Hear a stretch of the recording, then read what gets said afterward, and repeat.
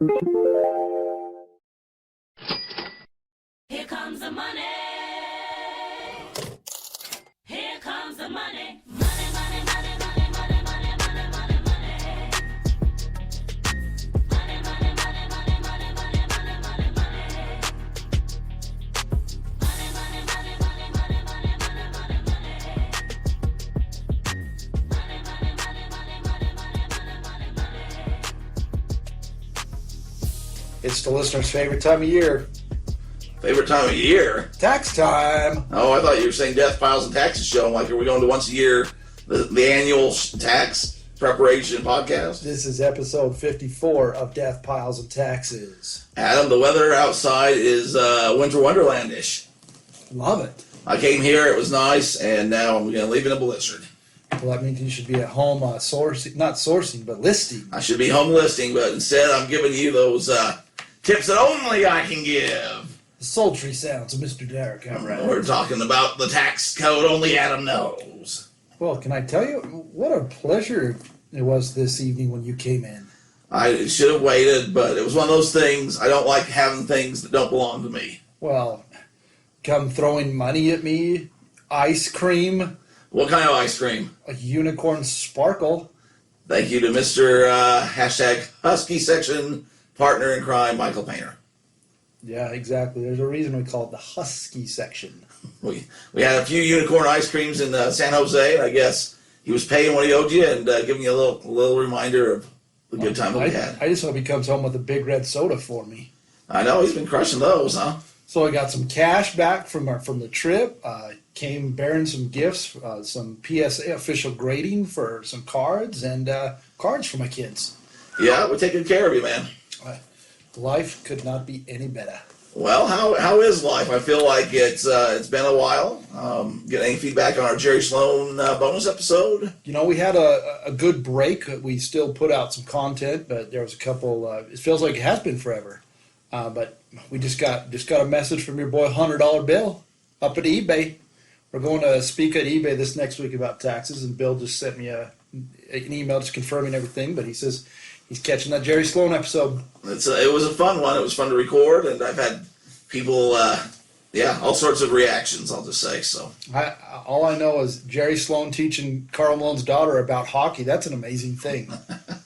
Yeah, I sold something like the day I put out that episode, something from the collection. I don't even remember. I'd have to look it up. It wasn't anything significant, but it was something that had been sitting for long enough. Oh, it was an all-star game, San Antonio 1996 or 93. I don't remember the year precisely, but it was a ticket stub that somebody bought, and I thought, did they listen to the podcast? And Coincidence? Yeah, I thought, did they come and buy that? So if that was you and you listened to the podcast, thank you very much. If it wasn't, I hope you start listening to the podcast. Man, can I just say our listeners are crushing it, too.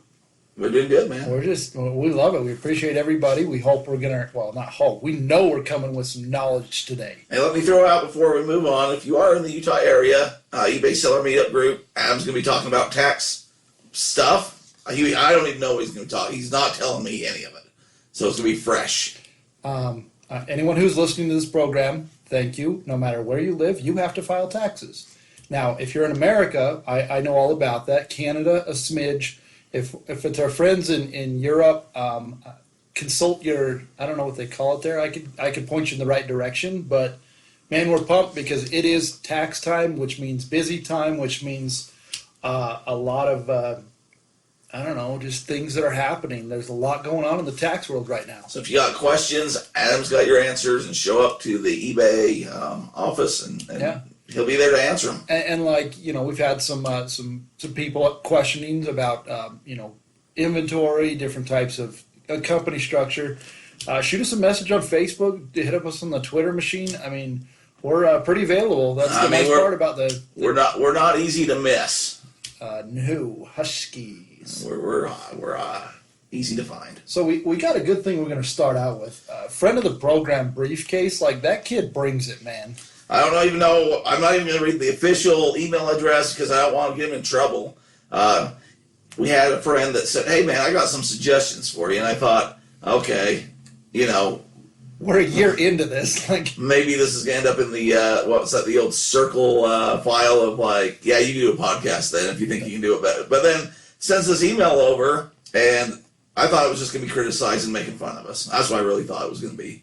Like, Derek should lose weight and Adam should not click his pin on the air because he's a nerd with his pocket protector. That's right. Or he shouldn't talk so much sports cards or, I don't know. Who knows with that kid, right? Briefcase brought it, man. This is excellent. And so we're going to go through it. It's a new year, which we're at, right? Yeah. New year, new store. Bring a new store. People that are trying to build an eBay store, become eBay sellers. I know we jump all around. I go from people that have been selling for a lot longer than me to people just starting. But if you're just starting a store, here's some tips. Here's some questions. If you already have a store, maybe you can plug and play and get some things from it, or just reassess your spot where you're at. It's a new year. It's a good time to start just going through things, right? Some people have the power of the pin, and Briefcase has got it. Like, he and I, we were roommates. We've known each other for a long time, and he helped me with my public speaking class. I can talk with the best of them, but putting it on paper is not my thing. Well, I was talking about the Jerry Sloan episode, and he had some questions about that, and I said, if you get some time, he just wants some other quotes and stuff, and so if you get some time, you go listen to that Jerry Sloan Hall of Fame speech. I was going to put it on the end, but with what I had, it was an extra 20-ish minutes. And he came back at me and said, oh, man, I listen to that once a month. And I remember he'd listen to the I Have a Dream speech all the time. He listened to a lot of the guy that's the Frank Abernell, I think his name was, the Catch Me If You Can guy. Yes. I remember he liked to listen to, he had some interaction. I should tell you a little bit about our friend Briefcase and why we're using a pseudonym name for him. But he listened to a lot of these great orators and great speeches, and I think he does have this is excellent. Maybe he is good at his day job. I have to admit it. Maybe he is. So let's dig right into it, my friend. All right. Well, he has basically, I don't know, we want to read it all the way down? Yeah, but it's the power of the pen, man. We can't ad-lib this. Okay. I'll just go on down with beginning a new year. Beginning a new store. Beginning a new store. That's right. So I've acquired my death pile. Now what? I know. Well, go ahead. I was going to say, now you've acquired your death pile. It could have been, a family member. So either you're having a party or you're grieving. So I know you've kind of done this in a way, but I'd like a step-by-step in order. What do I need to do? I can't see it with the microphone here. Sorry. What do I need to do to get this thing off the ground and running? What should I do before my grand opening? that's a great way to look at it is, okay, we've got my stuff and treat it like a grand opening. Hey, we're going to run with this. Let's make sure we do it right. Get prepared. I mean, if you are going to sell on eBay, you should take it as a serious business type thing. It might be a business hobby. It might be a little thing you do in your fun free time, but you do want to make money doing this. Yeah, and if you're going to do it, let's go all out and make it happen right the first time. And I like how he said, I got my death pile. Now what? Going back to everybody's got stuff, right? Everybody. Whether somebody died, whether you just like going to yard sales, or we just had, the holidays. Like, how much stuff you got around your house? You're just like, I need to get rid of this stuff. It's unreal what, I don't know, we're in such a spoiled country. Okay, so number one, he has sign up for eBay/create a store. That's a great idea. Well, most people have probably signed up for eBay and they're sellers or buyers, right? So that most people have bought off eBay. Not everybody. I know a friend of the show told me he'd never been on eBay until he started listening to the podcast. Yeah. And now he goes and peruses. I don't think he sells. Allegedly. No, this is a different guy than what you're thinking. Well, he could be a closet seller too and just not telling you about it. Well, either way, I don't know why you'd be kayfabing me on the selling on the eBay. He sells wrestling stuff. Oh, you dirty dog. You dirty dog. But there's two schools of thought. Some people will create a separate account so they have their buying account and their selling account. Yes. That way, if you're buying things off of eBay at a discounted, cheap rate because somebody's flipping. Yeah, somebody's priced it wrong or doesn't know what they have, so on and so forth. You can go on and put it on your selling account, and people can't go back and look at the history and say, "You dog turd, you bought this for $3." Yes. I don't subscribe to that because one, when you're starting, you want to build feedback. Yes. And you need, I'd say 50 to 100 before people are comfortable buying from you. A good way to do that is by buying, because people like me have automatic feedback. Yeah. No one's going to necessarily go through and see where it says grade A buyer. Yeah. grade A buyer. I hope to sell to you again. They'll just see the number and say, okay, this guy's not going to scam me. Yeah, they just see a number up there. Another, it's going to build some trust with eBay and PayPal, because when you first sign up, they put all those limits on you about, you can only list $100 or 10 items, and then you do that, and it goes, okay, now you can have $1,000 and 20 items. So my school of thought is sign up for an account. I personally I'm not creative enough to have some crazy name. My eBay account name when I signed up is Derek Everett. I was speechless. Yeah, I That was mean, amazing. it was one of those things when I guess I don't even know if I signed up as a buyer or seller at first, and it's like I didn't come up with anything creative at all. MacGyver 101. Yeah, something, right? So most names you see on there, like Crazy Fellow 72, Stabber 75. Adam what did you just do? You all right? I'm okay. What happened there? I'm not sure. I must have just been having a heart attack. I think Adam just looked like he was going to die. Either stabbed himself in the nether regions or he just about killed over with a heart attack. Either way, I guess my jokes were just that funny. About killed you. So set up a store. So at that point, you got your username. You're building that feedback. When you go to set up a store, and we did an episode in the archives about setting up a store. We did. I went through all the different ones. First off, I get comfortable with selling before you set up a store. So go through your house, just grab a waste can basket or a laundry basket, and go and fill it full of things. You got stuff around the house. Go and find things that you haven't used in a while, you don't want, you were going to return to the store, and learn the process of putting it on eBay. Yeah, and it's very simple. Look up the same thing. A lot of times you can even take a picture. eBay will pull something up. You look at solds, comps to it, and like I said, just learn the process. It's not hard. 5 to 10 things. Get comfortable with the process from posting to selling. If you decide this is for you and what you want to do, go and set you up a store. Yeah. I'd skip the basic model and go, I think it was the second tier. It's like $20 a month. And with that, you get different things. Again, we break it all down. You can go on eBay's website, or you can go listen to it in the archives about the eBay store, and just make sure that you know what you have, so you're taking advantage of everything that you get there. Yep. With this, though, a store name, for whatever reason, I did get a little more creative.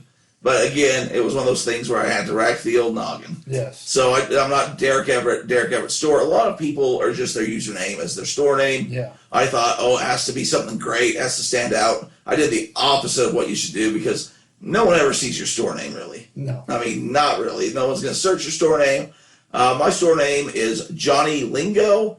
It sometimes shows up as Johnny Lingos. I think at some point I took the S off. Sometimes it shows up. I don't know. It doesn't really matter. The reason I went with that, Adam will know this, but a lot of our listeners don't. Growing up in Sunday school, they used to show us this Johnny Lingo film. And it's like from the 70s about this guy that was a Polynesian trader on the seas, right?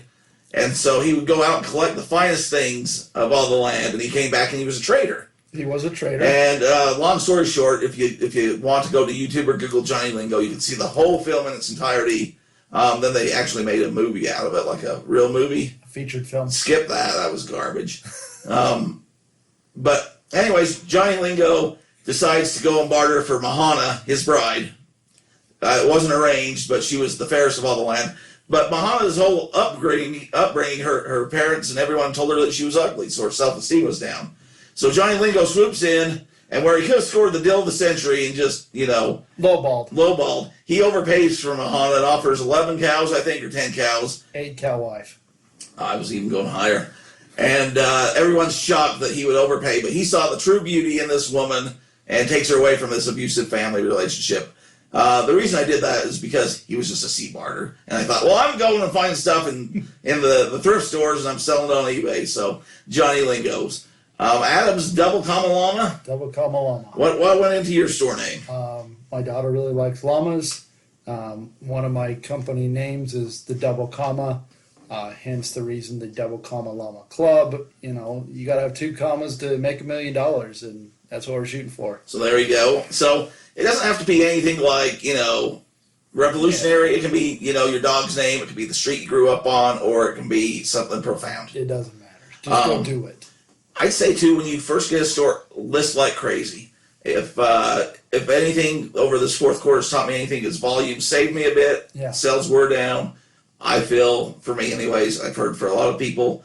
But because you have the volume, sometimes you get more sales. I mean, that's just, you got more on the shelves, right? So I'd say when you first get a store, if you can, I try to get up to the 600 to 1,000 listing range. I know that's a lot, but 600 as soon as possible, just because you're going to have a lot more stuff. That's easier said than done. I understand that. But if you're going to be serious, get serious. Yep. And look at your store levels as you go. Sometimes it's going to make sense to bump up to a couple different levels. Definitely, though, open a store. But before you open the store, get comfortable with eBay and how it works. Yeah, get some items. Just because you're going to have rules and regulations that you need to know how it works. So that's a great one. So this is the next one. Number 2, order shipping supplies from USPS. Okay, and we've done shows about, again, back in the archives, we go more in depth with all of this, but I'll try to keep it interesting, but yet moving. So, sorry if, whatever. So go to USPS. There's tons of free stuff. The only thing is there is the asterisk on that. If it's a priority mail bag that you get, you have to ship that thing priority mail. If you try to put first class mail in it, it doesn't work. It's not going to work. What they're gonna do is they're gonna charge your buyer the remainder of it. Yeah. Your buyer's gonna leave you negative feedback or be mad, or they're gonna send it back to you. Somebody's got to pay for it. So there's tons of free shipping supplies on there. But also remember what we said. I mean, I'm lucky my dad works at a feed store where they get lots of stuff. He brings me home bubble wrap all the time. He brings me home boxes all the time. Once a week, I'll swoop down there and grab them. But everyone lives in a town with stores. And free 99. You go, maybe not the big box stores. No. Depends who you talk to. Sometimes Walmart's more than happy to give you stuff. Sometimes their manager, isn't in that giving mood.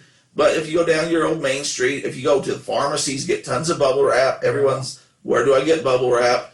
Pharmacies have things that are in glass bottles. Ooh. So all that stuff gets shipped in with bubble wrap, and they just throw it away. There you go. It also gets shipped in coolers a lot of the time, so they have those ice packs, and they have the nice boxes. Also, veterinarians, same thing. Wow. A lot of places get boxes. A lot of people are just trying to get rid of their cardboard boxes because it's just trash to them. So we went and did what you said. We went to a shipping supply store. We bought some poly mailers, really super cheap. I mean, we got a couple hundred for $10, $15 or something. Yeah, if you want the cardboard, you're gonna have to go out and source it a little bit. If you want the bubble wrap, you're gonna have to go look or buy it. It can get expensive, but yeah, the poly mailers. I mean, you can get a size from a really small 6x4 to clear up to you can fit board games in it. And it all depends on what you're selling. I mean, 90% of the items we sell, we're able to put in a poly mailer, which I really like. On the next one, it says get supplies, tape, scissors, foam peanuts, butcher paper. My wife is really, she thinks a lot better than I do. She takes whatever we send out and she wraps it with love. It wants them to open it and feel like they got something good. She takes whatever item, we sent out some jeans the other day. She folds them very nice. She wraps tissue paper around it. She puts really pretty tape on it. It's she does go the extra mile. She does go the extra mile. And then she puts it in and that's it. It's great. Well, that's the thing. With the poly mailer too, the weight, you want to be paying attention to how much things weigh. Yep. Obviously, the less they weigh, the cheaper the shipping. Yep. Everyone's all in a panic right now. Should have came out with this on the show, but it's the first of the year, so rates are going up with the mail, with the UPS, with FedEx. For the most part, everyone's raised their prices. Yeah. I mean, that's just how it goes every year. So That's if you're going to be a reseller, that's how it is. If you do free shipping, now's the time to go in and adjust all your shipping prices, or else you're going to be losing money. If you don't, it automatically does it. But you got to be aware of that. But yes, you want to get there safe. Like Adam's saying with his wife, I learned this the hard way. I had this really nice collared up shirt that I sold for, it was like $50 or $60. I just shoved it in a poly mailer and mailed it out. And guy got it, and he was a little hot. He was a little upset. And I'm like, what's the matter? It came, it was nice. And he's like, I spent this much money on the shirt, and you just shoved it in the poly mailer. And it looks like crap, and it's got wrinkles, and I want you to pay for me to get it dry cleaned. Yeah. And I'm like, I don't know about that, but I think we came to some sort of an agreement. Yeah. But that's the thing that maybe it's just us, but guys in general, I'll just make a stereotype, don't think about. Yep. So with that, you want to make it look nice. I get the eBay supplies Yeah, with we my talk store. about I that talk stuff. about it all the time. Yeah. It has a thank you note, so everything I get, I throw in a thank you card.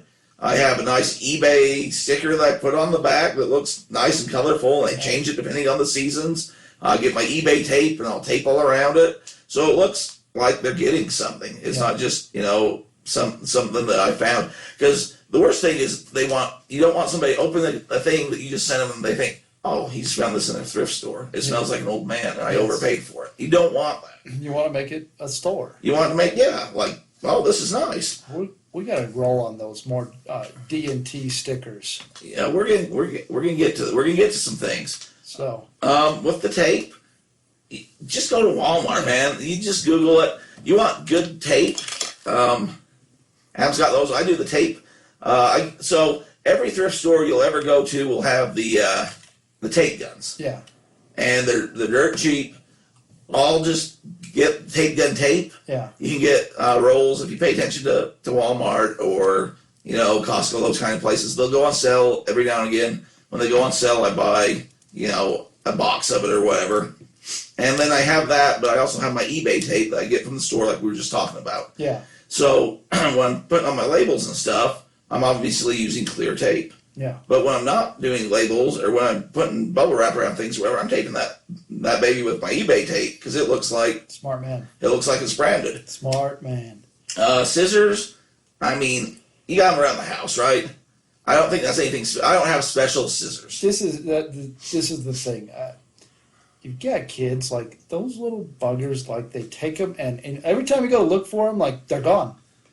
Well, see, I don't know about They're this. just gone. It's like it's like a vortex. Everything just just stuffs in disappears. there, and it's like that's why I have 2 rolls of tape in here. I have 2 downstairs. I have 1 in the jockey box because every time you need one, you don't have it. See, I got my 2 tape guns upstairs, and I got 2 downstairs, and I got my tape rolls and everything in my supplies kind of build up. You do need to build you kind of like a shipping station or a shipping desk. That kind of comes in handy. I have a little card table. On the card table, I have my poly mailers. I have some cardboard underneath it.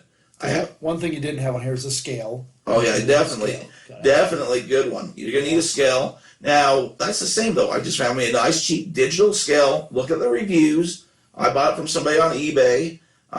You're gonna want something that's depending on what you're selling again. You don't need to weigh me on the scale necessarily. You don't need to bust the system down. Adam's holding back. He's holding back, folks. He's got new year, new attitude, new man. Not going to touch that with a 39.5-foot pole. But there's certain things. 30 years still in great smoke. But you need it to be able to go from a few ounces to 20, 40 pounds. And we have a very inexpensive one. I mean, it's not digital. That's why I get $10 scale. It's worked great for us. Yeah, I mean, just make sure that you're getting accurate weighing. Yep, and that's then, all you got to have. of course, you're supposed to round up. So if it's 5.4, you got to round up 6 ounces, whatever. But with that, foam peanuts, it depends what you're selling, right? If you're getting antique glassware. Paper, like newspaper. Yeah, the newspaper rolls, we talked about that a lot. A lot of newspaper places are going out of business, but Yes, they are. We talked about the rolls. a lot of people have these. They're called end rolls, and if you have a small local paper, probably gonna have a better chance. But they need all the money they can get. I do. So what happens is they run their newspapers, but they have so there's a gap at the end of the roll, and how they cut it and all that, they always end up with what are called end rolls, and that paper is great for stuffing things. If nothing else, they just throw it away. So this is an easy one. Do I print labels, write address on the box? Do I need sticky labels? Does it matter what kind of printer I have? Answer to that is right now, if you're just starting, no. Like, you don't need to go out and spend money on a printer. You don't need to do anything. Derek showed me the process. Oh boy. Well, hold on. Okay. Let's go down. And you can tell me, but what happens is it's all very straightforward. I get a notification. I list something. Somebody buys it, then I get a payment, and then I go into my account. I just go under seller. Like, I literally go in, I find the item, and it says, do you want to purchase a printing label? I purchase the printing label. I enter in the weight of the item. I have a couple of choices of which shipping options, and then I print it to my regular normal printer. I I pull it off, I cut it to the exact size, it's about a quarter sheet of paper. You put tape on it. You do not put tape over the barcode. That's what the post office told us. Yep, you don't. That was at our eBay meeting. Don't put tape over the barcode. And that's it. Like, it doesn't need to be harder than that. That's from a newbie, from somebody who's learned over a year. That's the process that we go through. Tell me where I'm wrong. Oh, you're not wrong. It's there. No matter what I say here, it's going to be highly contested. Everyone's got their own way. But you definitely don't want to write down the address. You're going to get tired of that. You got to go wait in the line. First off, you get a discount if you're using eBay labels. Can I tell you something? You should may. There you may. is not a better feeling, and this happened throughout Christmas. There is not a better feeling than when you walk in to the post office and there's a line out the door. And I make it a point to make sure I walk in front of everybody so they can see me. And you get those stairs. You get the mean mugs. Oh, yes. You get those stairs. And it's crazy because there's like a pile to the ceiling full of stuff. And you just march right in there and you just lay your packages right next to it, right on top. And you just kind of give everybody a smile and rock smile right away out. when they think, who's this guy? How do you get this VIP pass? So that's one of the keys to getting your shipping through eBay. Well, everybody knows at their post office, too, if you're in the resale game, you know where to put your... Everyone's got somewhere different. But the other problem is if you don't... you get your labels off eBay, or I do pirate ship, but that automatically puts your tracking information on your stuff. Yeah, so you don't have to do anything. So if you go to the post office and you hand wrote something, you got to go pay whatever it costs for them to ship it. However they decide that's going to cost. So it's probably at least double what you'd be paying most of the time. Yep. You stand in line. They give you a receipt that has the code on it. You go back to your computer, log in, then you got to type in this long code that's full of Z's, X's, 1s, zeros, all these numbers that you never use in letter combinations that make no sense. And if you mess up any of that, you got to read through it all and see where your mistake is and fix it. Alpha, beta, echo. They don't know what that means. So definitely don't be writing addresses, even if you're just trying this for fun to see if you like it. Yeah. Like we're saying, you're starting out. Just print off a label. Super easy. The sticky labels, we'll come back to that. I would say if you're going to do this for serious and you're looking to get into it, get yourself a laser printer. And that's what I have. Yeah, a laser printer, because if you're using the inkjet, that stuff costs like $1 million an ounce, and it goes out fast and it smears. So if you get yourself a laser printer, and they're not expensive, they're pretty cheap. A cartridge will print like 2,000 pages or something crazy. I'm using one of mine to hold up the microphone. I mean, this thing prints like 3,000. Yeah, you get you some toner. You can look at reviews. Get yourself a decent printer, and it's gonna be worth it. It's a tax write-off. Absolutely, it's an expense, and it's gonna make your life a lot easier. Yes. So especially if you're printing off multiple things, because if you're draining your inkjets, then you're not making any money probably. Right. So do you feel like when you say printer, because there's a lot of people that say you got to have one of these like Dymo. That's what the sticky. A lot of people are into that. They want their Dymo thermal. They want their what's the other one? Zebra. Yes. People do it if you're doing a large enough volume where it warrants it painstakingly to tape it on and it warrants it, or you have an employee or something. You can do it. Yeah. It's then you got it's there, but you don't have to do it. Especially if you're starting, I'd say just get you a good laser printer and get the process down. Which most people have a printer, Yeah. Laser printers work better, but if you're making tens of hundreds of dollars every week, maybe you want one of those cool printers. Yeah, I mean, it's not necessary. Is it cool? Do you look like when you go down and beat that line? You look like you're, king of the I don't know, nation with that? I don't know. I'm not sure. We talked about a while ago, like I had an opportunity to go sit in the VIP suite at the Jazz game. Yeah. I don't know what feeling was better. I think walking past everybody at the post office. Oh, that's better. Yeah, we've done some cool things, but when you walk in and everyone kind of gives you that look, they're all hating life, and they're like, back of the line's here, buddy, and you just go walk in, they're like, oh, this guy. You can go up there, and they're going to tell them back of the line's right here. And then you go and you put it down on the counter, and they're like, what? What just happened here? And you turn around, and you catch all those glares, and you just kind of smile and give the thumbs up. I'm telling you, that's one of the things you have to do is wait till you know it's going to be busy, and you just do, and it like that alone is pretty freaking cool. Yeah, and they're just like, well, those packages said eBay. I guess he works at eBay. That's right. I guess he knows what he's doing. So, Or, I don't know. so that should take care of that. The next question is, do I manually remove the items? That's the best part, is it does it right for you. Yeah, it does it automatically, and that's a nice thing. If I had to go through and manually do it that way, it would make 0 sense. It would take way too much time. If you do cross-promote, however, so we're going to get into this in a minute too, I know, That's the but next firm. if you have it on multiple sites, they don't remove it on all the sites for you. So say you have something on eBay and Mercari, for example, it sells on Mercari, it's still for sale on eBay, so you need to go move that, or vice versa. Or else you might run into a case where you sold the same item twice and you don't have it. So you do not, though, for the beginner on your eBay store, once it sells, it removes it for you. It takes care of all that. So that's that. That was easy. Easy question. That was easy. So the next one is actually something that we are really excited about. It talks about what other accounts should I create. KSL, like KSL is our version of Craigslist, a local whatever. Classified. Same thing with Facebook. Specifically a question towards Sellhound. Now that we're past the holidays, we've got a unique opportunity coming up. We're going to be working on that here in the next 2 weeks. Sellhound's a really unique app that I and Derek are both a big fan of. I've used it a little bit. It helps a lot, and that'll kind of get into some more details here in the future.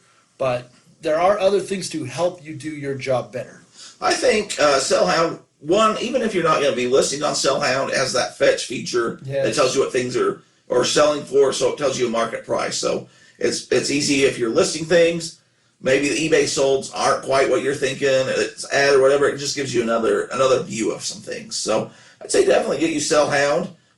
Depending on what you're selling, if it's stuff that you can sell locally, then sell it locally. Go ahead on Facebook Marketplace, get on a Craigslist, or in our case KSL, and list that stuff. One, if it's heavy to ship, they come pick it up. Or two, if it's like we're talking Utah Jazz, right? Like there's certain things that are going to sell a lot better locally than nationally. Yeah. So that's up to your discretion, but definitely not a bad thing. Yeah. Also for sourcing, I buy a lot of things on those sites that I know, okay, this guy doesn't know what he has, like my wrestling shirts, for example. Exactly. And I'm going to list them on eBay. There's Mercari, there's Sellhound, there's, I'd say OfferUp. Yeah. Is a good one to have. There's just so many. We've talked about Bonanza. Yeah. We've talked about TrueGather. So, there are some that you should be getting, but if you're in the first, just keep it to eBay. Yeah, keep it simple. Kids. You'll learn as you grow where different places are. As you look, you'll find different things. There's never a shortage of places that you can be looking and selling. And that kind of goes into answer our last question is, what do I do with heavy, bulky, irregular shaped items? Going back, our home run, our what do you call it? Showbiz Pizza record, our MacGyver jacket was a McDonald's mat. I looked at it, because that's the hard part. You don't know until you're shipping something uniquely sized. It wasn't like I could stuff this in a poly mailer. I thought I could just buy one of the big tubes, but it was longer than that, and even a tube was like $45. Yeah, there's a general rule of thumb is if it's 16 ounces, it can go first class or less. So if it's under a pound, generally it can go first class. If it's bigger than that, you're going to run into all sorts of things, size discrepancies, weights. A lot of that, unless you know what you're doing, sell it locally. If you're like Cole, who we talked about selling car parts, that's all going to be heavy. He was making custom crate type boxes and stuff. Yep. But you got to know what it costs and what it's going to cost to ship. You can always go and punch in the numbers, whether it's on Pirate Ship or eBay or wherever, and get a quote so you know what it's going to cost. Yeah. But on big awkward things, get a measurement and get a weight, because it's going to surprise you. Yeah, it could be several hundreds of dollars. Or just sell locally.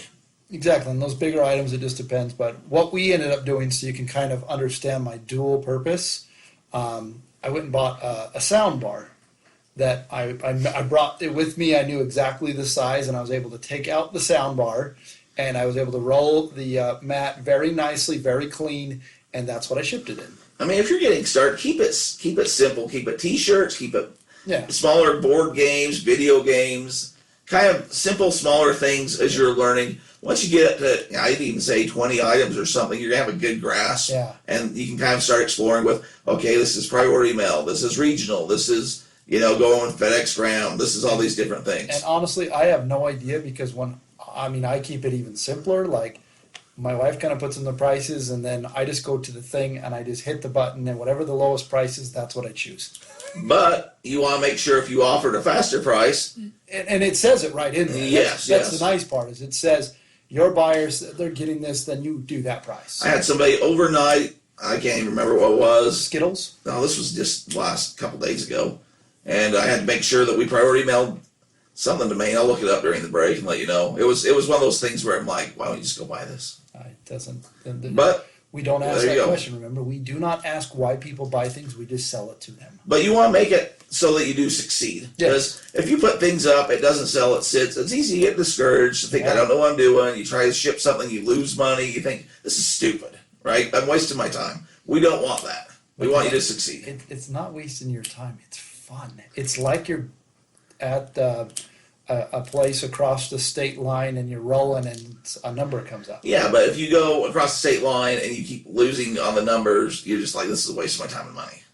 So we want you to win. If that were the truth, most of our friends would never go back across. No, because you always got that good win. Everyone, if you ever talk to a gambler, and I know that you might, and this is for everyone out there, they always have one just story, one great story that, like, you just ask them, and they're like, yeah, but this one time, and they'll tell you this story that's unbelievable, beat all the odds, won thousands of dollars or whatever. And then since then, it's never happened again, but they're always chasing that high. And everybody tells you, can I derail for one quick second? It's your show. Well, just talk to a friend, okay? Yeah. Client, I can say client. I won't reveal his name, but you guy, he grew up in the same area. He was talking about, I was talking about getting a tax refund and rolling the dice, and he says, funny story there for you, Prumpy. Well, if he called you Prumpy, I know that. Yeah. So back then, during the WAC tournament, I went down to go watch a team play and took all my money, and I had $800 and I lost it all, and I had to call my mom to get money to go home. I had to get some money from mom so I could pay rent. Yeah, you don't want to make that phone call. So how did you lose all your money? I lost it in Vegas, Mom. Don't ask any questions that you don't want to know the answer for. So, yes, funny story about losing. You know what? We want you to win. We want you to be successful. Derek has figured this out to a science. Like, he doesn't really talk about it. He'll never boast about himself, but that's the reason we're doing this podcast is when he talks about being an eBay expert, like, he knows what he's doing. People are going to criticize and say, well, why don't you quit your day job to do this all the time? He likes his day job. Like, he enjoys it, and he double dips sometimes. He's able to commute up there on the way back, pick up things. He's got a good relationship. Wrestling, I mean, he has a good thing. And supplemental, his side hustle is this eBay stuff. And honestly, over the last year, it's brought he and I a different opportunity because we talk about this all the time. All of our friends, like, once, a couple of times a week, somebody's getting, hey, what do you think about this? What's this go for? Yeah. Everyone now is like, I could sell, and a lot of our friends are now selling. And it's not a bad thing, right? It's No. some side money. Couldn't do it full time. It's nice to know that, hey, the economy goes south, things go bad. I do got something that I could step over and probably do full time if I want to. Yeah. Maybe I don't have to go back to the old grind, but I'm like where I'm at, yeah. And Why? dabble in it. I mean, like I said, we have friends. I mean, we have people that are listeners of the show. Like, they don't have to sell. Like, they're in a financial situation they don't need to, or they have a full-time gig, and you know what? They do it for fun. Yeah, and it is fun, and sometimes if you take that away, it does become a job. Maybe it's not a fun job. I don't know. Maybe if you build yourself a sweatshop, you might as well go work at a sweatshop, right? But if you do, some people are looking for, some people wake up in the morning and they hate what they do. They can't wait to get off work. They got to go put 8 hours in of hard, manual, whatever labor, or just dealing with people or whatever. Maybe this is better for you. Give it a try. Maybe it's something that you can excel at. I do, pro wrestling and all the different stuff that I do. I know we talk a lot about that. We talk a lot about cards. It's nice to have these niches that I can jump around to. Okay, I'm bored of this. I can go to that.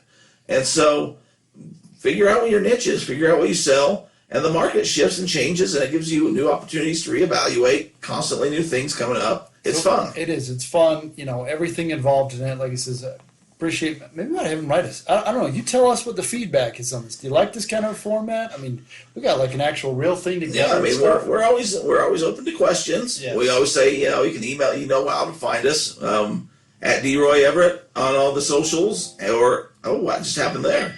There's nothing better than when you hear this, especially late at night. When that wakes out, I don't know what Adam's doing here. He's got a sewing machine going, but somebody didn't turn their phone off apparently. I was just there's nothing better than that sound. That could coming from change. your phone. Yeah, it doesn't matter where you're at. And you might be in a movie and think, oh crap, I didn't turn off my phone. But then everyone's looking like, what's that mean? Or the bad time is when you're in a thrift store or you're at like a pawn shop or you're somewhere negotiating and that happens. They're like, wait a minute, this guy sells on eBay. Or you're in the middle of the place where the little sweet orphans donate the Boy Scout shirts and they're trying to give you a discount because you're such a good guy. Didn't cha-ching at that point. Cha-ching! So whenever I'm scanning, here's a pro tip for you. I always throw it on silent mode for that reason. Hey, there you go. Because you don't need the other resellers coming around and seeing what you got. So that's our D&T beginning of the year, beginning of the store outline. I hope you enjoyed it. Get ready for your grand opening. We want you to be successful, and we want those chings to happen quick.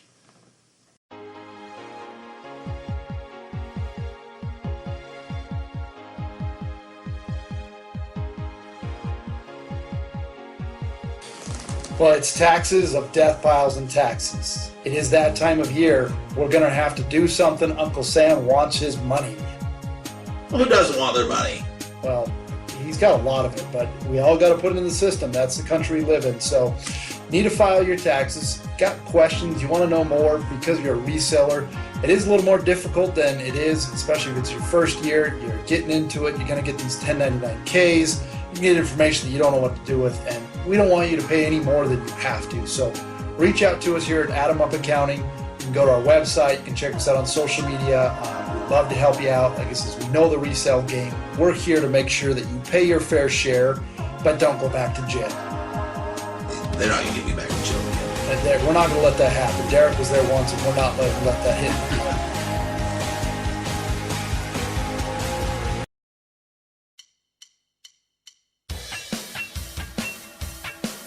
Hey Adam, holiday season, maybe it hit you a little too hard with the Santa Claus present thing. People are looking to save some money, make that New Year's resolution. Everybody's trying to. Financial improvement is always on the list. That's where our friends at Visible Mobile come in. They can help you save the money, but you're not losing the quality. It's all about good service and quality. Go over to visiblemobile.com. They always got some new promotion going. Right now they're giving you a tablet if you sign up. Ooh. Just every day they're giving you something bigger and better. Yeah, we're all going to have a cell phone. I mean, you're sourcing, you need some form of communication, and Visible Mobile is a great option for you. What do they do, Derek? Well, first off, right now it's $40 all in, but they're saying $25 to try them out. It's unlimited everything. It's Verizon coverage, so it's the best coverage out there. You get a mobile hotspot, just everything, man. They give DeathPiles and Taxes listeners $20 off. So if you're to go in and use our promo code and get the new $25 to start, Adam, I'm not a mathematician, but what is $20 off of 25? That's not a lot, but you have to pay it. That's $5 to give them a try. You owe it to yourself. That's right. That's all you got to do. So what is that promo code for us? Everybody's favorite. Now, this will be in the show notes. I have to explain that because it's not very user friendly. I understand that. Well, they're going to get us a better code one, but right now, hit me with it. BVWVQ. That's not that hard. It's not that hard. Put that in the promo code and we'll save you $20 off your initial plus whatever else they're going to give you. VisibleMobile.com. Go to it and you can tell us thank you later. And can I just tell you how happy I am that it's tax season? You look really giddy. I am giddy. It's fun because it's that time of year. I get to meet with clients again. We get to talk about this, and it's fun to see what's going on in the years, how people's successes, people's failures, what we can do to improve. It's a good time of year for me. Well, man, I got something I got to bring up. I have a good listener that's been in touch with me, but he found we're always talking cards. Yeah. I'm probably going to butcher your name. But I'm going to give it my effort. Is this our friend Errol? Errol, I believe is how you pronounce it. Hey, we'll go with that. I heard it means brave. Look at you Googling the machine. Oh, that was no Google. That was upstairs. Okay. We'll go with it, just because you said so. But he sent over some things. He's been buying cards at estate sales. Okay. He said, listening to the show reminded him of some Joe Montana cards, just different cards that he had. He's a seller, man. He's out there hustling. But he told me about this. It's called Priceguide.cards. And basically, it's just a good way to manage your card portfolio. You can put in your years, your sports, your values, prices, so on and so forth. But it's a good thing. He wanted me to bring it up. Well, he wanted me to know about it. I said I'd bring it up on the podcast. I knew that would be something that you'd be interested in, especially as hard as you're hitting it with the cards right now. And I know your son's organizing and filing them, so I thought that might be something of interest to you. But anyways, I haven't checked it out a whole lot. I kind of looked at it for a little bit. This was on New Year's Eve. I went back a couple times, but I haven't set up an account or anything in there yet. So. Ooh, I like that. Priceguide.cards. So if you're one of those listeners that are into cards like we've been getting into, probably worth a check out. And thanks, Errol. Wow, this is pretty cool, man. You've got like wrestling cards. Oh man, I've been slow. So here, I'm gonna do an early derailment, but it's not a derail. It's a derailment, but not a mad one. All of a sudden, Salt Lake's like the mecca of wrestling. We got televised wrestling from all the major companies coming. I'm giddier than a kid at Christmas. Yes, you are. I'm going to be sitting, I'll talk more about it later. But anyways, we have the Monday Night Raw program, then the Tuesday Night Dynamite from the AEW coming to do TV shows. And I got the pre-sale, and I'm all jonesed about it. And that sounds like a good time. Oh, see, that's really not bad, man. You can get in there. I like this Priceguide.cards. This is pretty slick, man. So thanks for sharing that with us. And I knew Adam would be all about it. I got your kids some cards, brought over a bag full. So hopefully you can go through and list everything you got and make you a little, price guide, all that kind of stuff. Can you run the show for the next 30 minutes? That's the problem. We give Adam a shiny toy, and then I lose him. And you'll hear sometimes on the show where I'll say something, then I'll pause for a minute, and I'll keep talking. That's because Adam's got a new set of dangling keys in front of his eyes, and he's, whether it's looking at his eBay store or looking up cards. So right now it's looking up cards. Thank you, Arl. Man, I got so many things that I have in my show notes. I try to fit everything in. We had that awesome thing, and from Briefcase. If you have questions or anything like that, feel free to share them over with us. If you want to connect with us on Messenger like that, we're here to be interactive, I'm trying to be interactive on social media. You've got quantity like Mike Painter's trying to get into size 34 jeans.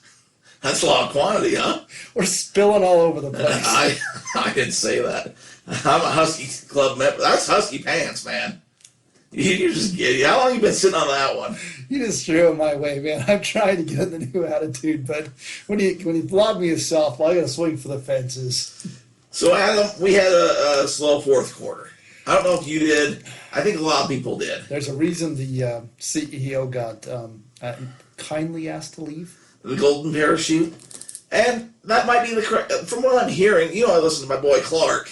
Clark Howard. Apparently, this is the best clearance time ever in recorded history. Ooh. Because things didn't sell like people thought they were. And also, there's been a high volume of returns, maybe from a lot of us, because we brought back our stuff and said, here you go. So I expect next year maybe some Walmart return policy, Target return policies might be tweaked and whatever a bit. But people just didn't spend like they have for whatever reason. Well, it depends on what you look at, because there are a record number of sales, but I think it's going to different things. Exactly. It's going to a lot of, not that people aren't looking for resale items, but they're buying a lot of new stuff. They're buying a lot of new TVs, new Apple phones. They're buying a lot of new items that aren't... You've been peeking at my house. I know where you live. I got me a new TV. I know you do. I didn't get me a new iPhone yet. I'm waiting for the 5G. Yeah, I am too, but I don't know if I'll be able to hold that. But yeah, those TVs are weird, man. Like, they're all the smart TVs. Allegedly, the government can spy on you sitting in your bed watching the Stranger Things. Well, I don't watch it in my bed. I have to put on some pants like a proper man and go upstairs. Well, I got the upstairs and downstairs, but I got a 55-inch. Whoa! HD. I got a killer deal, of course. Old Aaron comes and puts it together for me. I'm not going to say any sources, 4K, this and that. It's insane. I watch TV, and it's like I've transported myself to where they're at. You are one of the Star Wars. And so then we took our downstairs TV and put it upstairs, and now I'm just like Tickle pink. and I got one of these robots that vacuum for you. Roombas. Oh man, those things are awesome. You're High cotton over at the Everett Estate. you know, it's one thing that there's always that $1 million idea. How about the app Tackle? Have you heard of that one? No, what's Tackle? They're not a sponsor yet, but Tackle is you can go on there and pretty much find anybody to do anything that you need to around your house. Ooh, I like that. So if you needed somebody to come to your house to put up your new TV on the wall, they do it for you. So once my brother becomes a pilot and goes flying places, and I can't just call him and say, hey, after work, come put this on my wall, I can go to Tackle and pay some man to do the same I job. believe it's TAKL. I've heard it been going on. But what a great idea, because there's so many little things like that. Your effort is like, I hate to say it, like I'm going to swear because I miss a stud, or I'm going to do something, I'm going to drop the TV, or I got to call my buddy Derek saying, hey, pal, can you help me move this couch in again and take it downstairs? And You know he's got that bad back.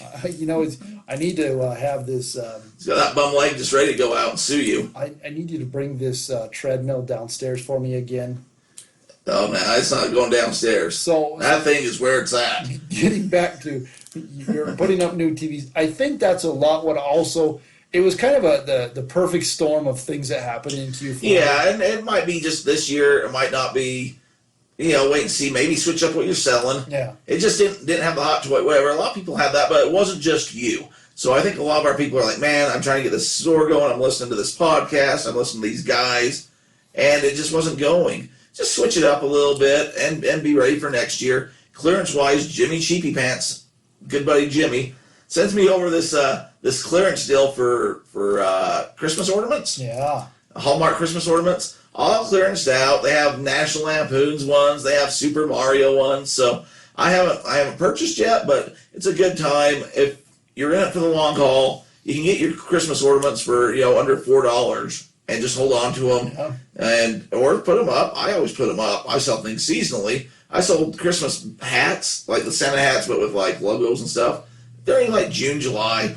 So for me, it's not a big deal. Some people it is. Either way, you put them up, and you put them up for, $10 to $15, $20, whatever it is. You never know. And they go. So it's a good time to get the resources. Maybe there's clearance items that you can just go and bulk up on and resell. So turn a negative into a positive. So this weather, we talked about the weather a little bit. Yes. It's a little frightful, a little snowy. It's that time of year that things are. You go and list that I'm going to go check out baseball cards. Hey, here's the thing. So I kind of got into it, but not a whole lot about what I'm doing with cards. So I'll go to our buddy Phil. Our power player, Phil. Who, Phil, I don't know if you know this or not. I was over with him the other day, and he's like, tell me about the podcast, because me and Phil are talking. And so I'm telling him about it. He's like, I don't know how to do podcasts. Is it, you go to some website? How's it work, basically? And I said, oh, what kind of phone you got? Oh, I have an iPhone. Ooh, so he pulls it out, and I said, that app right there, just push it. So he pushes it, and I said, DeathPiles and Taxes, brings it right up. He's like, I'm listening to you guys now. Oh. So that easy. So if you have somebody in your life that would like a podcast that might not be as technology savvy, put it on their phone for them. I'm going to throw this out tidbit, because I'm always trying to follow the trends and looking up things. They said that the Nelson's ratings, okay, that's like the big boys, how they measure how many people are on TV doing these things. Number one thing, smashing, like almost double what they do on television, is podcasts, is radio. That's what people are listening to. The talk, political talk radio, those kind of things, the sports talk radio, any type of things, those are what's crushing it, is because they feel engaged. They feel like they're a part of it. You do it all the time. Like, you listen to it now instead of the local radio. I mean, yeah, I haven't listened to radio in a long time. You just get on there. You feel like you're a part of it, and that's why we're appreciative of all the people that do listen. So, yeah, listen to some podcasts. We appreciate Phil. Phil's a stud, man. Great guy. He gets the customer service thing. We told him we're going to have him on here in the next short little while. Yeah, we'll figure that out. But so I'm over there. So I bought some cards from him. I go home, I open the cards, I go through them, I sort what I'm keeping, what I'm selling, what I'm sending into PSA. And so I go through that, And then I decided, you know what? I got all these cards. There's some I'm giving away, giving to Adam's kids, make them happy or whatever. But there's some that are kind of that gray area where there's value, but not enough to send them in and get them graded. Yeah, you're not or they're sure. not, or they're not in good enough condition to get graded, whatever. So I put them in a little sleeve, and I've been putting them up for auctions on eBay, starting at 99 cents. And I'm like, if they go good, they go good. They pay for shipping. I pay, 10 cards pays for every card I just bought. Yeah. So those kind of go, kind of don't. After that, I'm listing them as just, hey, it's $10. Make me an offer down to $1. I'll accept it because I was willing to sell it for the $1 to begin with. Yeah. So they fluctuate. I've been selling cards that were available to be bid on for $1. I just sold one today for $10. That somebody they'll buy it. So You're playing in the market and you're figuring some things out right now. so it's been fun. These are all sports like football, basketball, and my wrestling cards, of course. I think there is something to just being good and niching in on one thing, though. You are the wrestling man. I don't know. Have you dabbled in that story yet? Which one? The one where you sold your Hulk Hogan card? Oh man, no. We might happen to continue. I'm working on some things. Don't ruin it. I won't spoil it yet. We'll have to save that because that's a good one. It'll be a bonus show, I think, or a bonus story. But right now, I have to hold back on that one. It's just not there yet. What you do is amazing. Let's be honest. Between Jerry Sloan, there's so many things that you're doing that it's just unreal to me. Hey, here's a fun story for you. So I said at the end of the last Jerry Sloan episode, not everyone might have listened, but our next bonus show, and it's been growing, is if you go to our YouTube channel, which is DeathPiles and Taxes, and subscribe. Once we get 100 listeners, I'm going to bring my friend Andrew Roberry, or we're going to go to him. We tried to write his TV sitcom. It's not going to be resale related at all, but will be hustle related. He's an author. He's got some books out and stuff. Anyways, I thought, I probably should have ran that by him before I offered it as a bonus thing. So I called up our buddy Roberry the other day. I ran down, hey, this is what I said. This is what's going on. He's all in, and he's excited about it, and he subscribed to our YouTube channel to try to make it happen. So he's pushing it. So we're, a few short people away from that bonus episode. Thought I'd throw that out there. During the break, I was supposed to look up something that I'm going to look up right now. So if you can stall, Adam, give me a stall. By stall, you mean run the show like I'm used to doing. Get that back so it's not so heavy anymore. Oh, lift your fair share. Well, I will tell you, it is.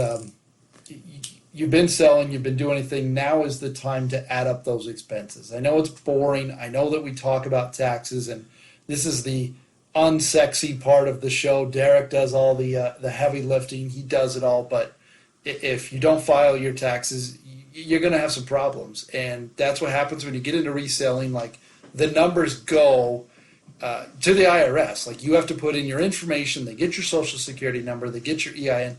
You have to file your taxes or you will have issues.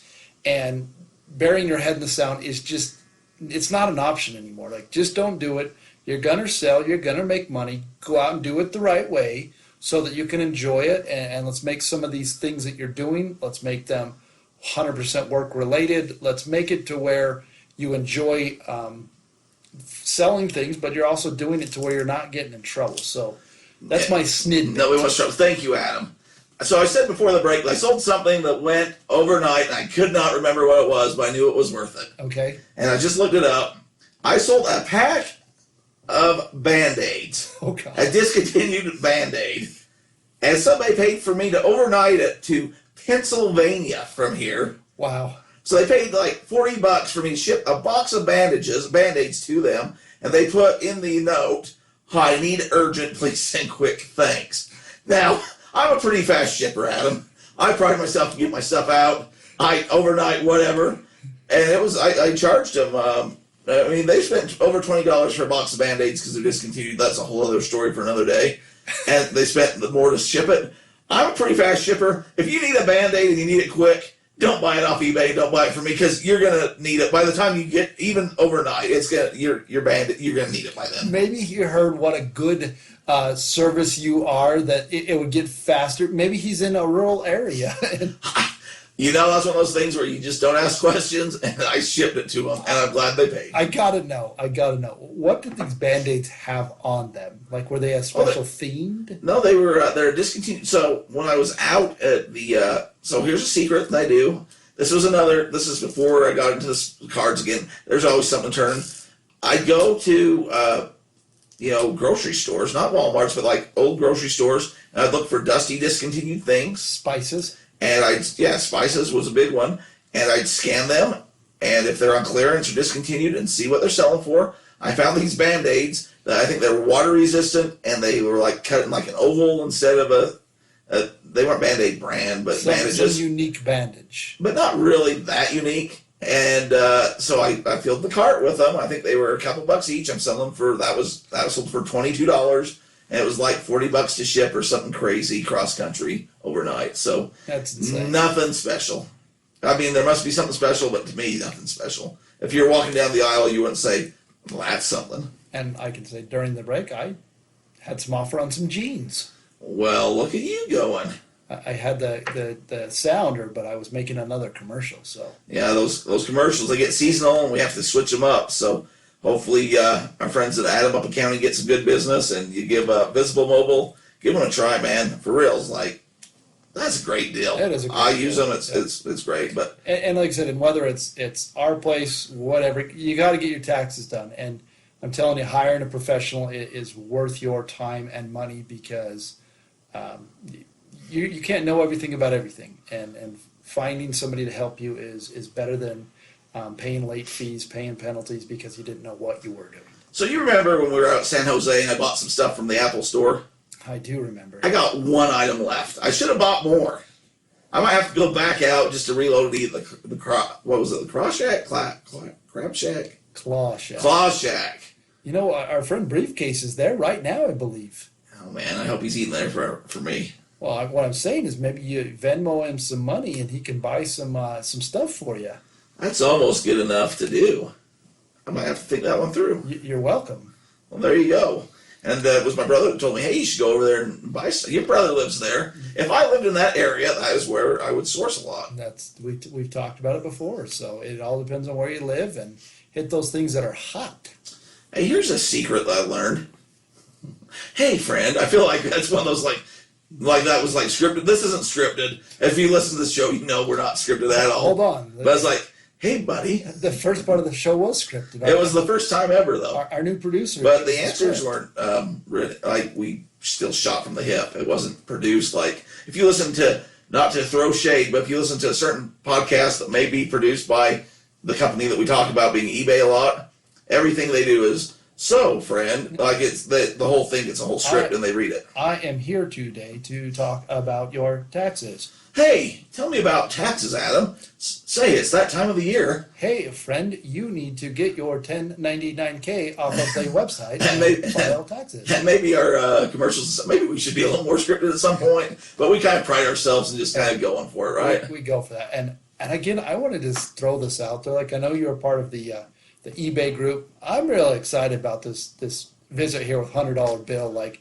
we go to eBay's office and we get to talk about eBay stuff. It's cool, man. And look up in your area, sellers groups. Not everyone has an eBay office, No. but you got some cool places, some cool people. Like, there's billions of dollars. That come There's a through good that resource that people will just talk to you about what they're selling. And a couple schlubs that started a podcast that we know what we're talking about. They says, hey, we appreciate it, and we're going to be at eBay Open. So we are, definitely, and you can see us there. So, Adam, I learned this about, because everyone says, when you're putting your title, that's valuable real estate. You only get so many letters. You want to make your key items. We always talk about Terapeak, which is something that you should be using. Going back to question number 6 from the previous episode, use Terapeak. Get Terapeak if you're a new seller. You get it with your store subscription. Look into all that. Again, we covered it. Apparently, Google doesn't like it if you put everything in capital letters, like bold capital. They don't want me thinking that I'm upset at everybody. So, some people want to, they think, oh, this will get everyone's attention, and they put caps locks on. They put jersey from the New England Patriots, Tom Brady, GOAT, out of the playoffs. I don't know, whatever you put. I guess Adam's got our D&T official listing way of listing, but A lot of people will put it in bold and capital letters, and because they think, well, if people are scrolling, it will catch their attention. Yeah. Apparently, if you want to show up in Google results, that's a no-no. So we talk about this as online reselling, doing all these things. It's not just that. It's also learning something that you haven't in the past. Here shortly, or here recently, I've been learning a lot more about Google Analytics, about different website visiting, bounce rates. I've been trying to educate myself on that. And the only reason it's really happening is because of this podcast. You can learn anything. The internet has changed the world. You don't have to sit down in a class and be lectured about it. Somebody's already said it on YouTube, or there's a podcast about it. And as long as you're willing to go out and find it and want to learn something new, you will improve what you're doing. Or you'll learn that that's not for you and get out of that real fast, right? Yeah, that's exactly right. Well, Adam, I don't know. Can I get derailed a bit? We've been going for a while. It's been a good show. We like it. If you've made it this point, we appreciate it. If this is your first time, go back and listen to all of them. You're going to be wowed. But this is that special time of day. We get to the end of the podcast, and we got to get derailed. Derek is going to bring us to Uncle Story Time. He's going to give us something out there, which before I turn it over to you, can I just say it's a happy birthday week to our good friend Denny Evie. Hey, yeah, it's my dad's birthday today. What a good guy, man. You know who else's birthday is today? I do not. Elvis Presley. My dad and Elvis, the king and the king. Man, there you go. So yeah, happy birthday, ever Denny. There you go. So give me what you got, man. A fine listener. And let me say this too. I was watching a football game with him on Sunday, and he looked over at me, and he likes to pretend like he doesn't like the podcast or it's too long or this or that. And for some people, I get it is, but our audience likes it because we went. They keep listening. Well, they like it, and if you're outsourcing and you're out listing, you don't want it to be over fast necessarily. I get traditional podcasts are a little shorter, but our audience, this is a good blank that works for us. And if not, let us know. But he looks over at me and he says, "So you doing another podcast?" I said, "No, just that one, just the Jerry Sloan one." Yeah, I mean, we'll do one this week, but he was hoping that there'd been another after the Jerry Sloan that we did another podcast. Oh, there you go. He was So looking for more. More content. He's thirsty for more. You leave him wanting more, Adam. That's a secret. That's true. Less is more sometimes. This is actually eBay related. Everything derailed you have is some sort of reseller related. Well, sometimes I go off about how I swim and stuff. You didn't like that. No one wants to know That was not resell at No one all. wants to know about Periscope. Your interview with John Curtis. Those things are just out there. Hey, let's throw on another Husky section at the end of this. Okay. So, I'm sitting there minding my own business, just selling like I do. And I sell this item, and it gets to the guy, and he sends me back a really, really mean message. Okay. An upset man that's like, "Hey, buddy, this is a bunch of crap. I'm cleaning it up for our airwaves. Oh, thank you. This is a bunch of crap. Why are you sending me this fake item? This is definitely counterfeit." And I'm like, "No, it's not. But if you don't like it, send it back." Okay. So he opens up the return case. He sends it back. He's like, "Got that off in the mail, so you'll be seeing it in a couple days, and you can give me my money back, my $20 back." Oh, boy. And I'm like, "Okay, no problem," is what I'm thinking. But before that, I go and I look and I see that I have a negative feedback. Ooh. And it's from this guy. And I can't read what he wrote because we're a clean family station podcast. But basically, he said it's some fake stuff. This guy's selling fake merchandise, which is not true. False. And he threw in a minor swear, but So I'm thinking, oh, this is easily removed because you can't put that on the eBay. Yeah. And so I go to phone up the eBay, and I'm a little hot at this point. And I call them up, and of course I get somebody that doesn't know what's going on. And so I'm like, either put me to somebody that knows what's going on or not. So I cool down a little bit, and I have eBay call me, because you have that feature on that. We'll go over that at some point. Yeah. And so they call me, and I'm like, "Hey, this is what's going on. And this is what happened." Go through the whole situation. I'm like, first off, it's not fake. Took the return, and it has profanity in it, so remove the feedback. We can't do that, sir. What? You definitely can do that. No, we can't do that. So he goes on to tell me because it's an open case, until the case is closed, they can't do that. Which, okay, I can wait till I get the return back. I give the guy back his money, whatever, and close the case. That hasn't happened yet. But I said I'm a little pretty fired up at this point. I said, what do you mean you can't do that? It's not possible to do that. I said, anything's possible. It's not possible. I said, if the CEO from eBay came into your office and stood right beside you and said, we don't want that there anymore. Not that he's going to do it on my behalf. Not that he would ever do it. But if he was to do this, you would look at him and say, nope, can't be done. Can't happen. And the guy says to me, yep. And I said, you don't like your job very much, do you? And he kind of got quiet. And I said, I get it. It's not the best job to have people like me call and just be upset about things. But if the CEO, even if your boss came over and said, I want you to take that off, you would not look at them and say, it can't be done. Whoa, we can tell D-Roy's getting excited when the sound bars here are getting up into the range. Yeah, this is the calm down a couple days later version. And he's like, that's exactly what I'd say. I hate to be that guy. And so I'm like, okay, whatever. I'll wait for it to come back and whatever. But in the meantime, I'm kind of at it. And where I say leave people alone, do as I say, not as I did at this point, right? Okay. So I write back to the guy, and I'm like, dude, why are you acting like we're buddy-buddy? Like, yeah, you sent back the return, but you left me a negative feedback. You're going to get your money back. And then he goes off about how I'm selling, fake trash, and this is fake, and I know it. I'm scamming people. The whole Mr. Scumbag, that's a sore spot for me.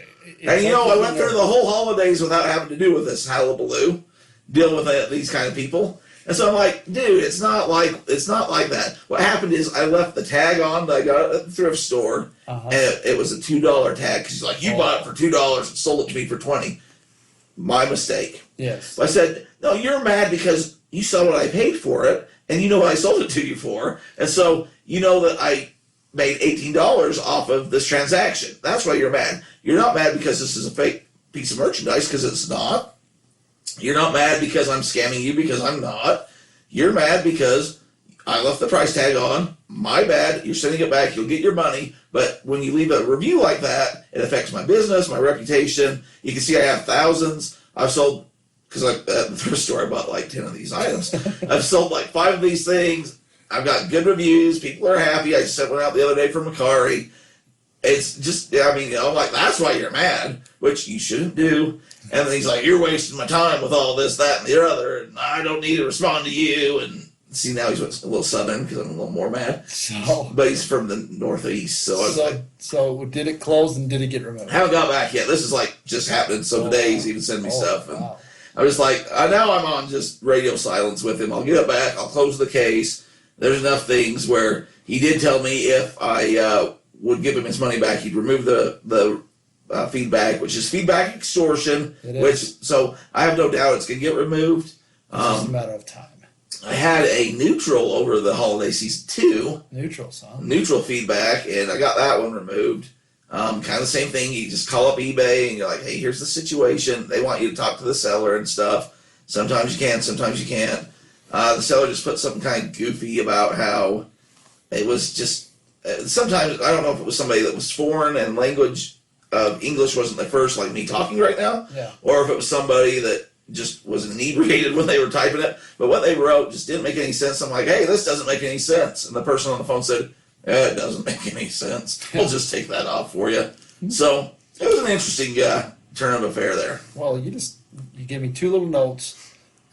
Sold a pair of jeans last week, shipped it to Kentucky because it was going to England. Well, there you go. So that global shipping, it didn't even trigger to me till I printed it off. I'm like, oh, that's going to England after that. I sold some Legos yesterday to Ireland. That's insane the way it works. But the other one is that customer service, that kind of thing. Like I said, I run an accounting firm. That's what I do. I've found a quick way to the upper level of customer service. Oh, I need to hear this. So I've done this 4 times now, okay? I run QuickBooks. I use Intuit products. They're the best in the business, okay? All your like TurboTax, QuickBooks, Mint, Pro Series, Cert, all of these softwares that deal with things. And they're getting more and more out there. I had an issue The entire country had an issue on Monday. Entire country was down. No, we had to go back to work. It sucked. It was just down. Systems were down. You couldn't even log into the system. Was it Y2K? It was something like that, I'm sure. So the entire system was down. And it's W-2 time. People are waiting to get their tax refunds. They want those W-2s. We do a lot of stuff for businesses, so we had to get them out.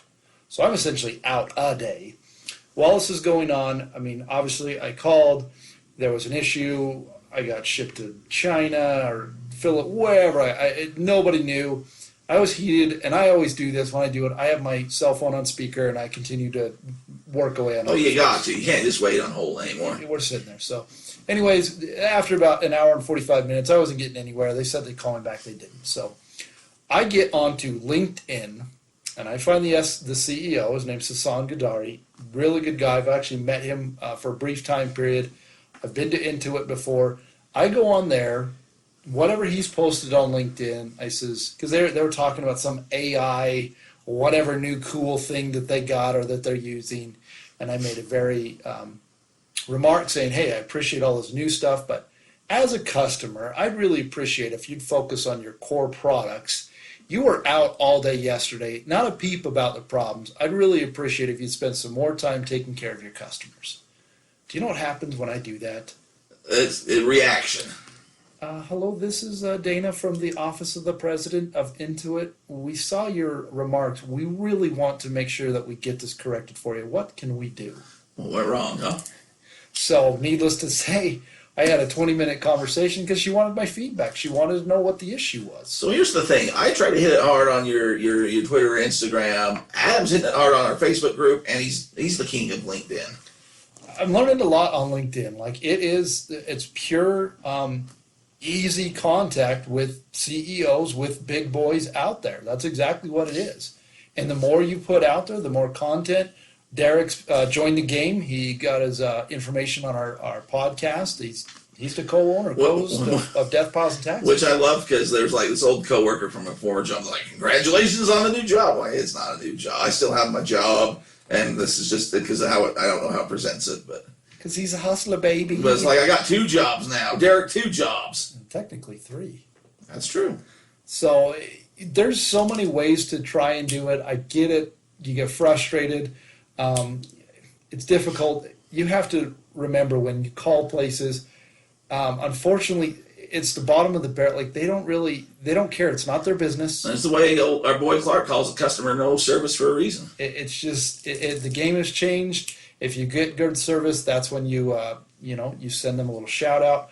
Oh man, I know we're getting there, but I do want to say one more thing about customer service. Go for it. Part of my job, I file different reports with the state agencies. I have this amazing lady that I've worked with over the phone for like 15 years.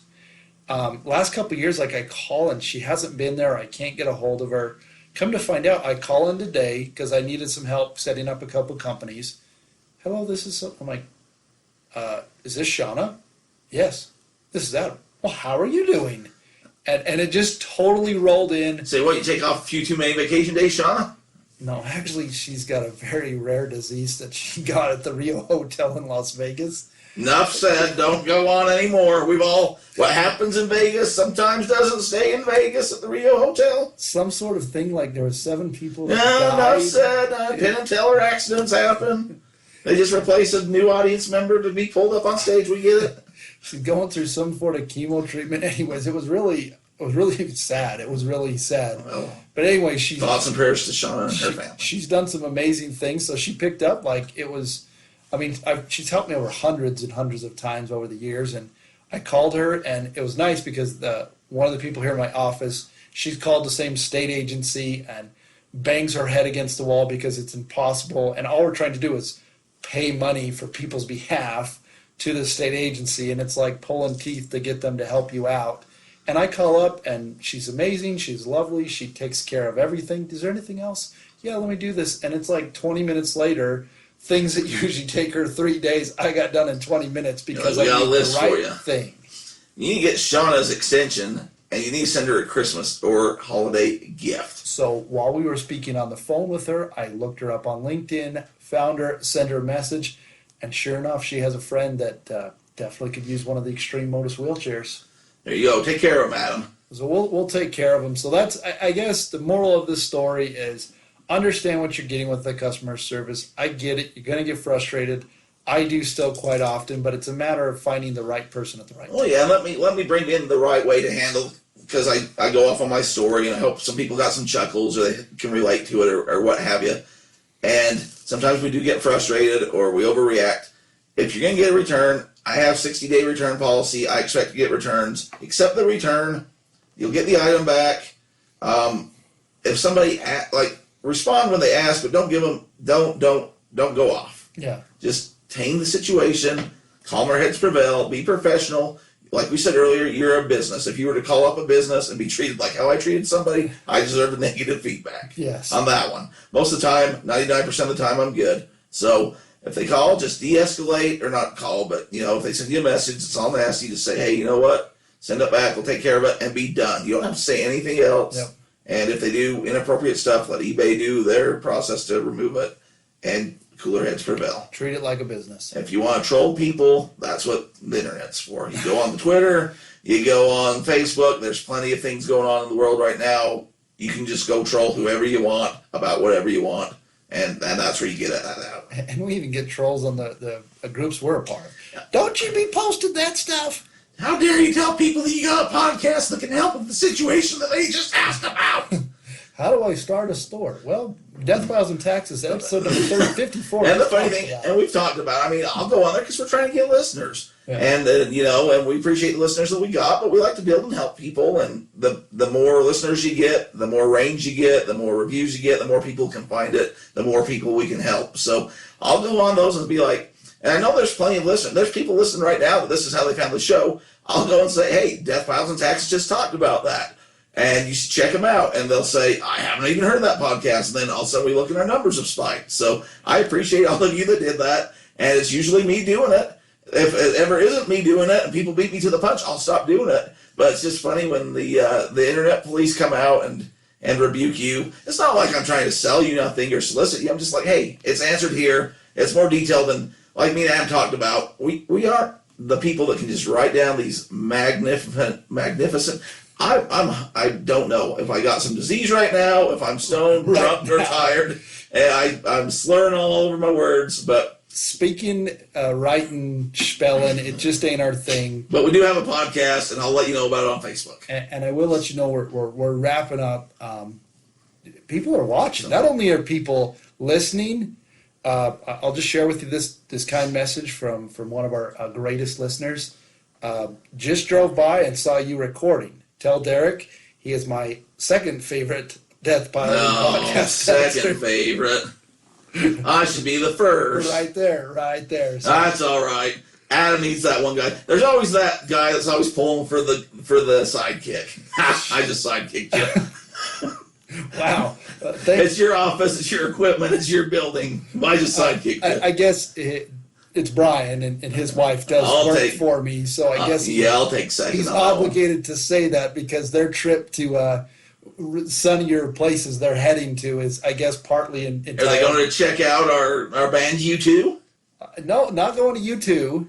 Doing a little vacationing down in the California. I got some questions about the U2 stage. What's going on with that? I know. I drove by the other day and so. Is it finished? I don't know. Brian, now that I'm your second favorite, I can. You're not even my first favorite Brian listener, so I'll throw that one out there. You're my second favorite Brian. My first favorite lives in New York and has helped me out with a lot of things. So that's probably why I'm your second favorite host.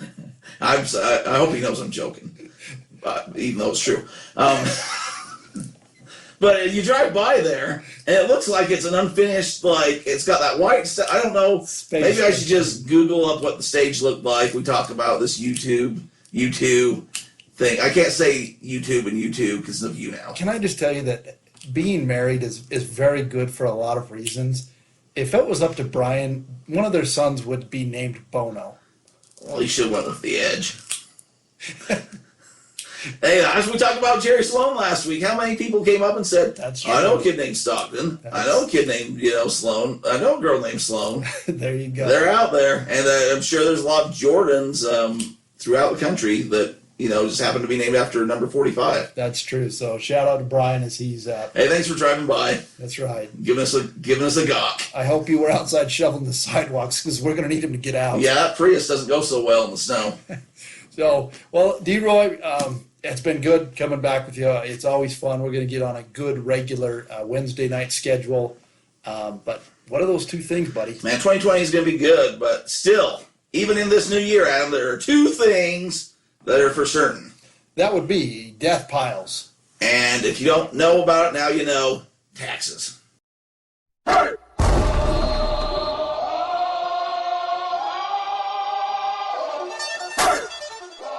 Here comes the, y'all don't really want it like that. Yeah. Here comes the,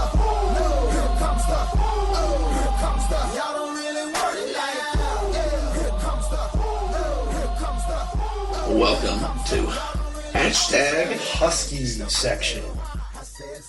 Well, Mike, we've appreciated having you on the show, and we're going to do some bonus stuff with you here because, well, we can, and we're, in a place in San Jose. And, well, honestly, what else we can do for the rest of the night? I'm always up for a bonus. So, you got any fun, good stories, either sales related or not, that you'd care to share?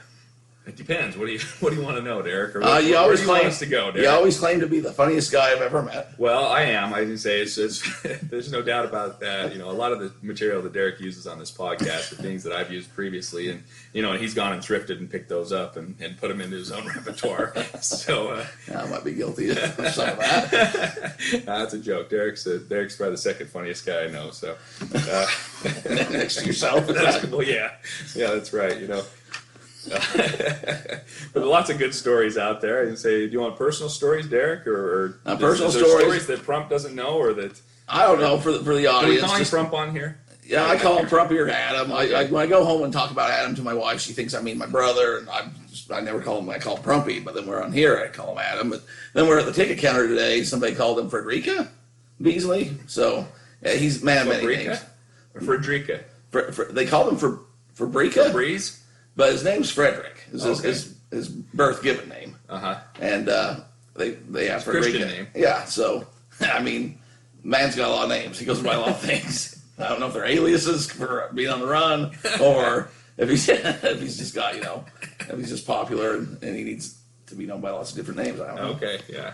But as far as growing up, we worked together a little bit. We did. And then one of my favorite things was the stories that you'd always write on we worked at the Subway sandwich shop. Yeah, I can say I remember last week. It was last week or 2 weeks ago. You talked about our friend Doris and Vaughn, and Vaughn. He was at least as far as I know, he was the That's a good way of saying if you're lying, but you say as far as I know, no one will call you on it. I think we'll just let's just do a few stories, and instead of some derails, maybe I'll just slice in a Mike Painter story along the way for some of these. So that works, but yeah. So yeah, I mean, as far as I know, though, he was the janitor in the "Smells Like Teen Spirit" Nirvana music video. Yeah, but we wouldn't always complete our work some nights. No, we wouldn't, and then there were several times, there was a certain rodeo. I think it was it might have even been the same year that you had the peanut story, at the rodeo, the Ute Stampede. Sad night. The rodeo contractor, we were there working with Miss Doris again that night, and she made us stay open until 2-3 in the morning because she was under the impression that the rodeo contractor, who we lovingly nicknamed Four because he was missing his thumb. Nice man. But anyway, we stayed open until 2-3 in the morning, waiting for him to come by a dozen footlongs, I guess, for his rodeo team. Because after a hard night of rodeo, and you just really want a cold cut trio. Yeah, exactly. It was all right. I guess our parents trusted us a little bit more, but the young lady that we were working with at the time, her parents did not trust us being together with her at 3 in the morning. Apparently, smart people. He came through the drive-through, and we were going to service him, and no, he just wanted his daughter to leave work right then, and he grabbed her and took her home, and we said, "Yes, please leave." But there were there were a lot of times though at Subway. Kids working at Subway, probably you shouldn't do this, but we would see we were in close proximity to Hoagie Yogi and Burger King. You remember that, Derek? I do. You know, Hoagie Yogi is a former competitor of Subway. They fell by the wayside, I guess. You know, by the way, Quizno and Papa, whatever the sandwich blimpies, things like that. And but anyway, we'd watch for high school buses to come up to this little conglomerate area to buy their food, and all of a sudden Subway would run out of bread, and the lights would go out. You know, it was 6 o'clock in the afternoon, and Derek had put up a sign on the door said, "Sorry, we're out of bread," and they closed the lights. And then as soon as the bus would load up and leave, we'd be open for business again, which is not good business. Not good business dishonest, practices. and we've changed our ways since then. But you know, by golly, that was funny. Did I just hear that right? You did, You sleazeballs. yeah. Yeah. We're working for this fine company, and the busiest time when you're probably going to make 30 sandwiches in a half an hour, you guys decided to shirk your responsibilities and turned off the sign. Yeah, well, no, the sign was on, but the lights were out. The lights are on, but no one's home. I guess that's. When you don't have bread, what are you supposed to? It was in the proofer.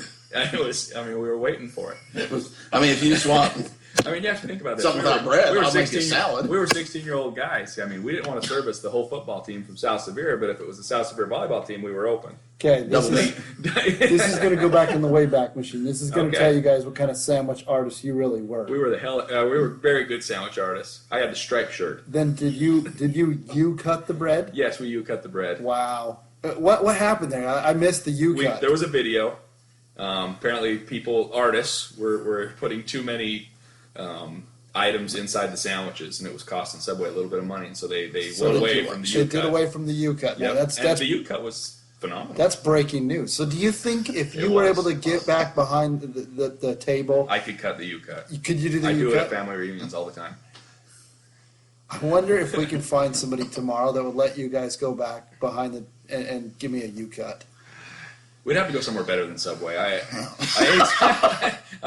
ate a lot of Subway at my age, you know. Back the bus up. They just are going to sign a good contract for us, some good money for if sponsoring. Subway's sponsoring, I love Subway sandwiches. I actually invented the Subway pizza. Derek and I did. That's true. I mean, we took some breads and rolled it out in the dough and threw it I in mean, the oven. Jared's went by the wayside. Not going to get into that, but we might need to do sponsorship, and we can bring back the hashtag bring back the U-cut for the U-cut. Yeah, bring back the U-cut. And if they really wanted us to, we could walk to Subway every day and eat a 6-inch sandwich. I mean, I got some weight to lose. I'd be willing to do it for money. Man, so I wonder if there's got to be some vintage Subway stuff too. Oh, there is. I like I mentioned, I have the striped manager shirt. I was not a manager, but I do have the shirt. Funny thing you said that. You know a couple things that I have been able to sell?